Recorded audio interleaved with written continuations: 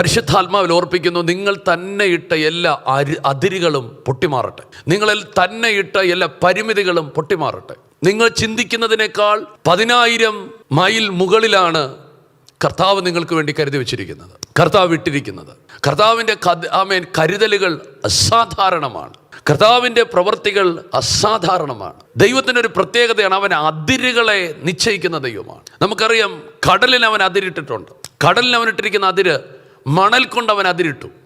എത്ര ശക്തമാണെങ്കിലും അതിനിപ്പുറത്തേക്ക് നീ കടക്കരുത്. അപ്പോൾ അതിര് നിശ്ചയിക്കുന്ന ദൈവം.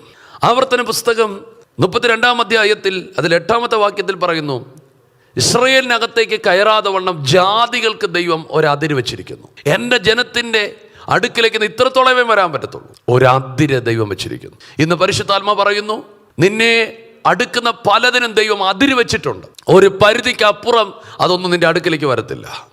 അതെന്തുമായിക്കൊള്ളട്ടെ, അതേതുമായിക്കൊള്ളട്ടെ. പരിശുദ്ധാത്മാവ് നിങ്ങളോട് ഇന്ന് ഓർപ്പിക്കുന്നു, നിങ്ങളുടെ അതിരുകളെ ദൈവമാണ് നിശ്ചയിച്ചിരിക്കുന്നത്.